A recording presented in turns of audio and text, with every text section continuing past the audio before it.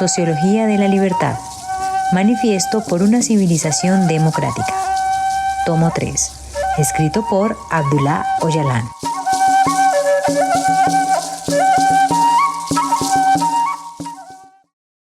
Capítulo 1. Prefacio. Este libro, la tercera gran parte de la defensa principal que estoy preparando para mi caso ante el Tribunal Europeo de Derechos Humanos, TEDH, aborda la sentencia que ordena la reapertura de mi caso. Este volumen continúa y complementa a la vez los dos volúmenes anteriores. El objetivo general de los anteriores volúmenes era aclarar la naturaleza del poder y de la modernidad capitalista. El poder se definía como herramientas de fuerza basadas en el esfuerzo humano y esencialmente estructuradas con la intención de extorsionar el producto excedente y la plusvalía. Los aparatos de poder, construidos integralmente en diversas formas, son, en última instancia, mecanismos represivos construidos para controlar el trabajo humano. En la era moderna, conceptualizada como sistema capitalista, la sociedad se enfrenta a estos mecanismos en su forma más avanzada.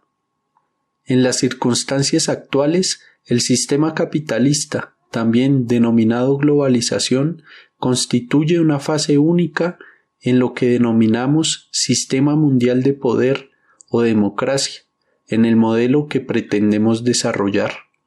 El lector podría preguntarse por la relación entre el Tribunal Europeo de Derechos Humanos en su papel institucional en calidad de autoridad judicial supranacional que solo reconoce el derecho del individuo como ciudadano a presentar un recurso y una defensa de esta naturaleza presentada por el individuo llamado Abdullah Öcalan. Pues bien, sin duda existe una relación, muy llamativa, por cierto, pero sin analizar el sistema de civilización basado en el eurocentrismo, no podemos analizar el sistema ideológico, político y judicial denominado poder blando de Europa. De hecho, solo podemos interpretar ese poder blando con precisión si examinamos el sistema de civilización eurocéntrico en su totalidad. Debemos tener siempre en mente que el sistema de civilización europeo se ha convertido en el sistema de civilización mundial más avanzado de todos los tiempos. La ciudadanía individual es una de las características más importantes de esta civilización. Nunca antes en la historia se había dado tanta importancia a los conceptos de individuo, individualismo y ciudadanía dentro de una sociedad. La época a la que nos enfrentamos, la modernidad capitalista, es una época en la que la sociedad se disuelve al máximo en el individuo y el individuo en la sociedad simbólica. Entonces, estando atrapado en una situación en la que escapar de la realidad de esta época era muy difícil, aunque no imposible, caí en una inmensa duda sobre mi identidad, que se había construido como ciudadano de la República de Turquía. Es innegable que esto, a su vez, me llevó ante el sistema judicial y penal más severo de la historia. La República de Turquía, signataria del Convenio Europeo de Derechos Humanos CEDH, se negó a aceptar la nueva sentencia del TEDH. Además, el Comité de Ministros del Consejo de Europa, encargado de supervisar la ejecución de las sentencias, decidió que la actuación de la judicatura turca cumplía los requisitos de la sentencia del TEDH. Esta decisión del Comité de Ministros fue una escandalosa violación de lo judicial. Varios estados pequeños admitieron durante este proceso en el Comité de Ministros que habían aceptado esta decisión bajo la presión de países más grandes y poderosos, entre ellos Estados Unidos. Esta violación entra claramente en conflicto con sus tesis del poder blando. Así las cosas, durante los últimos 10 años he sido considerado una persona que no puede ser juzgada. En esta situación, como persona que no puede recibir un juicio justo, sigo en la prisión de Imrali, Bursa, una isla prisión en el mar de Mármara, donde tradicionalmente se ha recluido y dejado morir a personas condenadas a penas severas. Nunca he dudado de que el periodo transcurrido entre mi llegada a Europa hasta mi encarcelamiento en Imrali fue planificado y ejecutado con la colaboración de Estados Unidos de América y la Unión Europea. Tampoco he dudado nunca de que el papel asignado a la República de Turquía fuera algo más que el de carcelero. Esta es la cruda verdad, pero ¿por qué este camino tan largo y tortuoso? Habrá quien piense que juzgo con demasiada dureza. Sin embargo, el hecho de que por órdenes especiales de la OTAN se cerraran todos los aeropuertos europeos al vuelo que me llevaba a mí el 2 de febrero de 1999 constituya una prueba convincente de mi secuestro por parte de estos poderes. Los periódicos informaron de ello en su momento. Además, el representante del entonces presidente de los Estados Unidos, Bill Clinton, declaró abiertamente que yo había sido abducido y llevado a Kenia y que todo el proceso había ocurrido en colaboración con los Estados Unidos. En Kenia estuve retenido bajo vigilancia consuetudinaria. Todas las cartas y cintas de cassette que tenía en mi posesión fueron confiscados en el aeropuerto, hasta que fui entregado a Turquía. La devastadora traición de las autoridades griegas, especialmente del ministro de Asuntos Exteriores, de Seguridad Nacional, de los altos funcionarios de la embajada griega en Nairobi, del emisario mayor Kalenderidis y del primer ministro Smitis, es un hecho evidente que me parece innecesario abordar. Si era mi derecho beneficiarme de esta jurisprudencia europea en términos de derecho individual, entonces, ¿por qué esos poderes recurrieron a medios tan secretos, oscuros y fraudulentos? ¿Qué tipo de negociación se estaba llevando a cabo? ¿Quién participó en el proceso de negociación y con qué fin? Precisamente bajo el dominio de Europa y Estados Unidos, la historia de la humanidad ha sido testigo de sangrientas guerras coloniales y cazas de brujas, guerras confesionales y nacionales, conflictos de clase y luchas ideológicas. Tal vez mi experiencia en este cruel retrato de la historia no sea más que una gota en el océano. Aún así, es importante y necesario clarificarla. En primer lugar, debo decir que rechazo abstraer a los individuos de su identidad social. El derecho a una reclamación individual en el que tanto se insiste no tiene el significado que se le atribuye.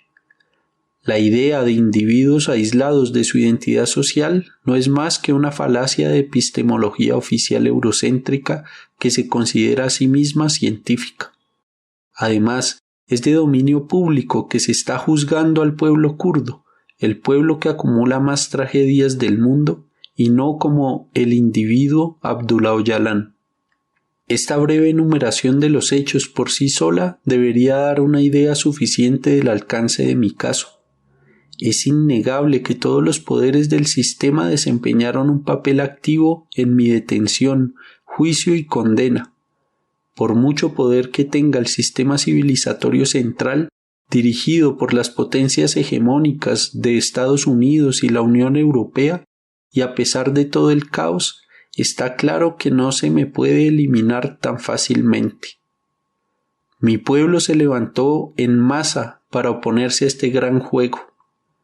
Protestó contra la conspiración, con cientos de mártires y miles de personas detenidas. Comprendió perfectamente el vínculo entre mi juicio y su propia tragedia histórica. Sabía que su liberación exigía que se pusiera fin a esta tragedia y por eso me apoyó. Sin embargo, la honorable tarea de explicarlo me corresponde a mí.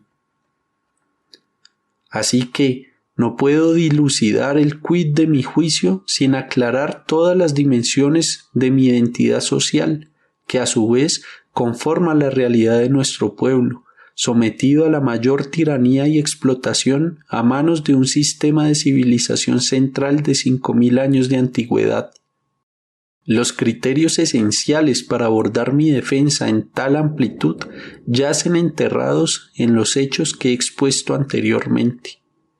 En este punto debo repetir algo que he dicho a menudo. Hay momentos en los que la historia se lleva a cabo en un individuo y un individuo marca la historia. Y aunque ha venido acompañado de mucho dolor, no se puede negar que yo he tenido parte del honor de ser ese individuo. Sé que todas las maquinaciones engañosas a mis espaldas son resultado del hecho de que yo, a diferencia de la mayoría de gente, me esfuerzo por desempeñar un papel más allá de la mera víctima del destino. Por eso escogí el lema: la libertad prevalecerá, para este caso judicial.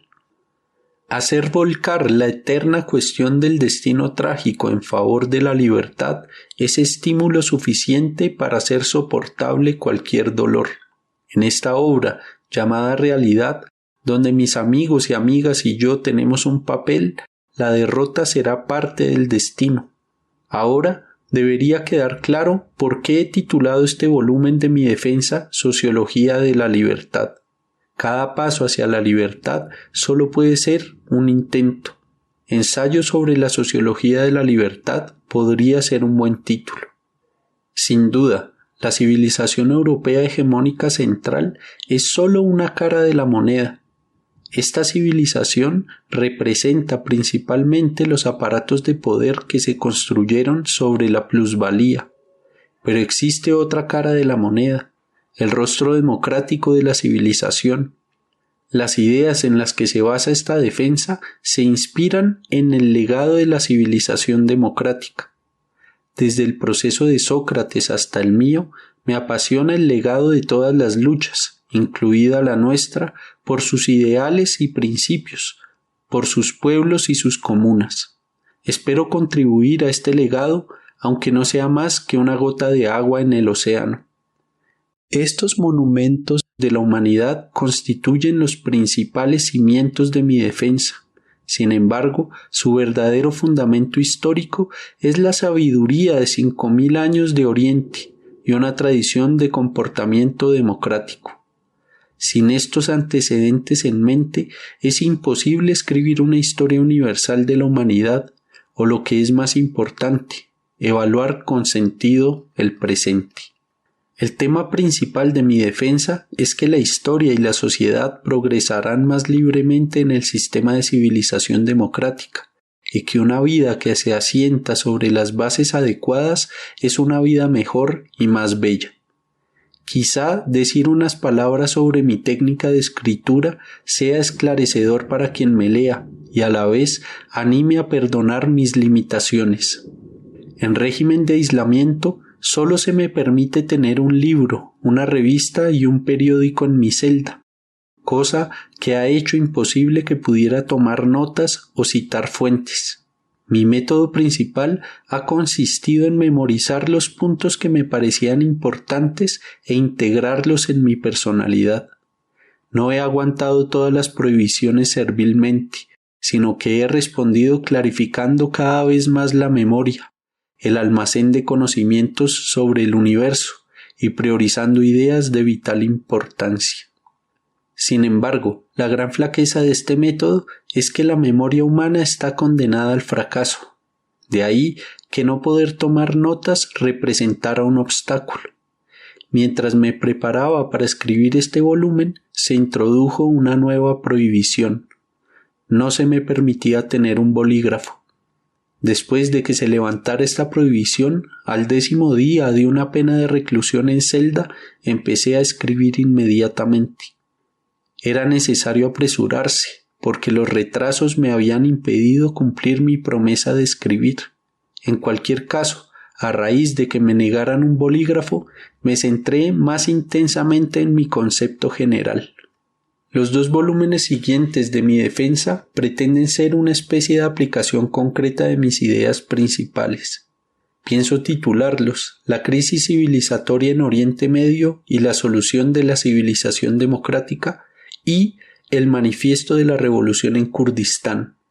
Estos volúmenes, que cualquier intelectual podría preparar fácilmente con una cierta preparación, pueden, en efecto, llevarme bastante tiempo.